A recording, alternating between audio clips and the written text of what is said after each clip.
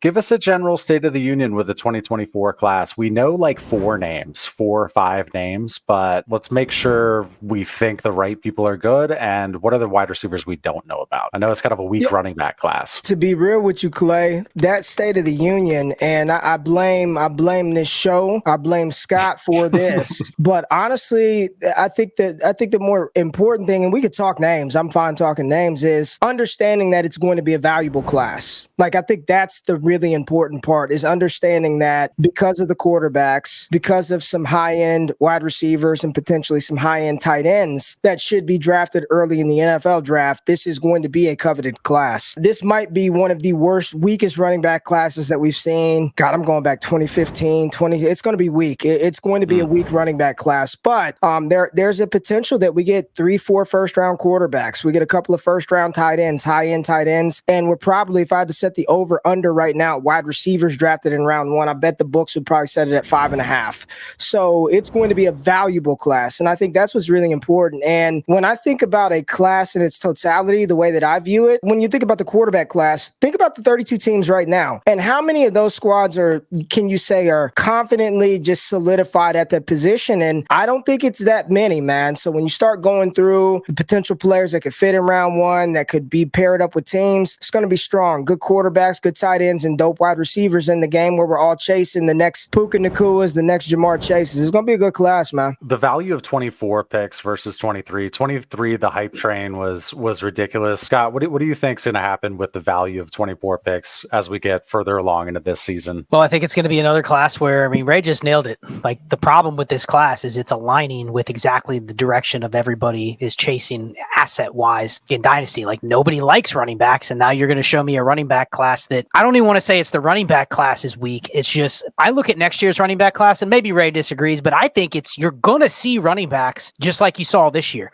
But take this year's class and remove Bijan and maybe remove a guy that's 80% of Gibbs. And then you go, next year's running back class is going to look a lot like, hey, this guy went mid-round 2, this guy went late round 2, this guy went round 3. We get a bunch of guys go round 3, round 4. But really, what do those equate? They equate to, A, they're not going to be valuable assets from a dynasty perspective right off the rip, unless they're players people like. But more importantly, they're in situations where people go, they're going to be able to start. They're going to be able to get opportunity right away. Then people will take next year's Braylon Allen and go, yeah, he's going to start. So, okay, he'll probably be a top 20, top 24 running back, just like you're seeing with A-Chain right now. No one necessarily saw him coming, but as soon as he gets opportunity, he jumps up in the running back value range or in the running back ranks to the point where he's worth something. But from a rookie draft perspective, those players that go in those ranges, especially because this class lacks the name, that's what's important. That's when I say it's weak. If I ask Shane, I know you're not Devy, God, and all this other stuff, but last year, if I asked you to name some names, you would have threw out Bijan Robinson, Jahmyr Gibbs. Like, you knew those names. Yeah. Nobody knows anybody in this class. Like, there is no hot name. There's nobody that people want. And that's what I mean by weak. Right? Last year, even the A-Chains, people loved him. There are people who were like, man, I can't wait for that guy over Isaiah Spiller. The problem with this one is the guys that people like coming in have either not played or significantly disappointed, and there's no separation. So a lot of people look at it, and there's no guy. No Rocket Sanders. Travion Henderson's been disappointing. Donovan Edwards has done absolutely nothing. And Trey Benson's been a colossal bust for what the expectations were for him coming in. So by weak, I mean weak in market value. There's nobody that people like or that are going to covet now. And sure, as you go through the pre-draft process, Senior Bowl, Combine, yes, players will, I like that guy, but that's liking him like people like Chase Brown, not how they like Bijan Robinson or Jahmyr Gibbs. There's a world where we get to April and we are looking at this class of we may not, because you know what we do a bunch of mock drafts from February to April, and it's all based on combine and projected draft capital. There's going to be mock drafts where people will go, I'm not taking a running back in round 1, none, maybe at the very, very end, but I'll be very comfortable going, you know what, 3 or 4 quarterbacks easy, 5 or 6 receivers easy, a tight end easy. I'll start taking the running backs, and that's not something we've seen, but that correlates perfectly with the current dynasty market. Who the hell hell wants a running back that's not starting? Who wants Kendre Miller right now? Sure, I'll buy him for nothing. Who even wants Zach Charbonnet right now? He's getting some touches, but not to the point where somebody goes, I got to have him. He is worth what he is, but really where you see the value is when the opportunity comes. And I think that's what we're going to see is a class that has a bunch of guys that if they get opportunity, people will start selling themselves, but that doesn't equate to, I got to have those 2024 first so I can get the RB1 of the class. The RB1 is just not going to have, it's not going to have the punch that it has in the past couple years. That's for sure. But we've hated on running backs for a couple of years now, though, even though it was Bijan last year. Everybody was like, well, there's Bijan and there's Gibbs. But after that, it was like, I don't know if I want any of these dudes in the first. What we liked was there was a lot of depth. You know, we still get horny over wide receivers. But the other positions are going to move the running backs down, is I think the point Ray was making. Like, No. But that's what I'm saying. The picks will still be valuable, though, because we love wide receivers. We will hump all over wide receivers. Like, we'd much rather the class be built with wide receivers and quarterbacks and even tight ends than running backs now, because we're all scared of running backs because they frighten us. You think it's going to make it difficult to sort of parse out which ones you want? If we get 5, 6 in the first round, you don't want to be the one that has to take the Quentin Johnston of next year's class. So how do you feel about that? Because we're just like, all right, first round wide receiver, I'll dive in. So are there some archetypes or some things that you want to avoid that we've learned from, or at least through 4 weeks of the NFL season, feel like we've learned from this one? Because you do it right now. You lay out all the receivers right now, first round or not. Where's QJ going if we had to redo a rookie draft? Not in the first. You know? We drafted him in the first round. The people that did, well, no, there was a couple people that told me I was stupid, that he was really good. And I was like, he's not. I'm taking him in the first round only because of non-better options. And I'm going to have one share just to see if anything can happen, because he has the first round draft capital. But we'll lean on the old metrics, the old, the breakout age and the things like that to differentiate them. And then obviously, as soon as the combine hits, whoever runs a quarter of a tenth second faster in the 40, all of a sudden they'll be our favorite guy over the guy that we liked for 3 years in college. I just wonder if this is going to be like at the end of every first round, and maybe it is always, even in the strongest of classes, but is it going to be the type of class where at the end of, once we get to the 106, 107 range, we're already trying to bail to 25 again? That's what I'm always trying to get a beat on, because that can determine what we're doing today. We should have always been doing that. We just now have the data that says, that 109 is probably not worth the value of you potentially getting the 102 or 103 next year. We've always known that. It's just we didn't really have the data to support, like, hey, that's probably a good bet. Because when I first started playing Dynasty, you were a dummy if you traded away a 108 or a 109 for a future first. It was like, man, I should be able to get next year's future first for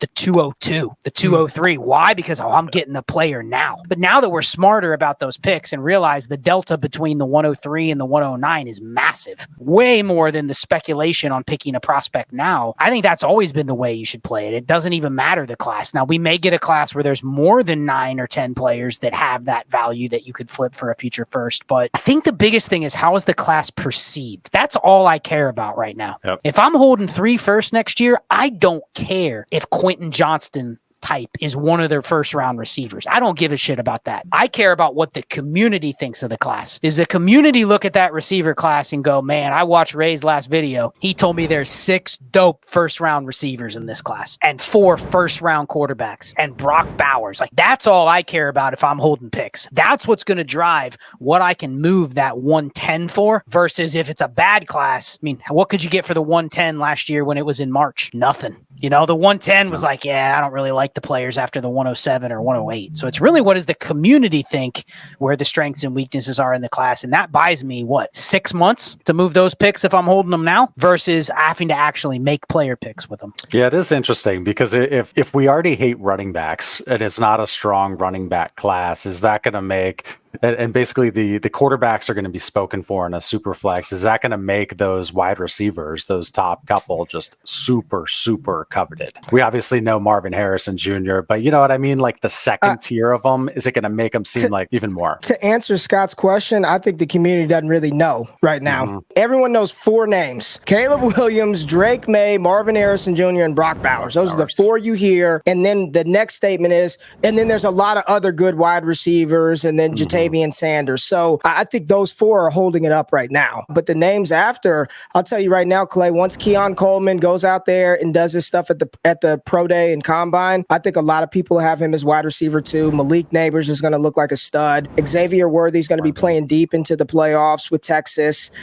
You've got A.D. Mitchell. You've got the receiver from South Carolina that's starting to get a lot of first-round buzz. So Roma Dunze from Washington is an incredible receiver. So the players are good. There are good names. And the quarterback position with Quinn Ewers, J.J. McCarthy, they're great names. I just think that the community outside of people who really tapped into college or Devy or C2C, I think people don't really know. Nobody has come out with a strong, this is wide receiver 2 because nobody knows. There's like 5 guys that could be. I talk to Jordan Reed all the time, and he's like, yeah, I think these next 6 weeks will be really telling for separating some of these tiers and positions. Do you think over the next 6 to 8 weeks, as we get some more, I don't even want to say clarity, but louder speculation on who's QB3, who's QB4, who's QB5, who's the guy that's legitimately going to declare has a shot to be a first round pick? Same with the receivers. If you're in a Devy league or you're holding picks and people are already starting in your league going, oh man, that's this 106 next year, I'm going to get Quinn Ewers. Or if you have Quinn Ewers in a Devy league, or if you have, JJ McCarthy in a Devy league, if you have these players, is that the window to start moving off of them when the speculation is at its peak? Like, I'll definitively say between Quinn Ewers, Shador Sanders, JJ McCarthy, at least one of those guys has 0 shot of being relevant in Dynasty. Probably one of the others has no shot of being in next year's class. Yet all 3 right now, if people had them in Devy leagues, they'd be valued as like a first round pick. You could go get, I don't know, insert wide receiver 22 for one of them, just because this person thinks that is the next NFL first round QB. You go get Brandon Ayuk for one of them potentially. Like, are you always selling in this like speculation window where everybody's a potential first round QB, everybody's a potential top 50 receiver, when the reality is there's 10 players per rookie draft that really truly get those capital? I'll say that's probably what we should do, and it's easier said than done. It's very easy to sit here right now and say, oh yeah, sell Quinn Ewers and JJ McCarthy until you're rostering them, and then I send you an offer and you're like, well, I don't really want to do that right now. That's not a move that I need to make now. Is it probably the prudent move? Absolutely. It's so difficult to actually be good in the NFL. It's a very hard thing to do, as talented as some of these players are. It's very interesting that we sit back and we look at players right now like a Justin Fields or a Kenny Pickett or a Trey Lance, and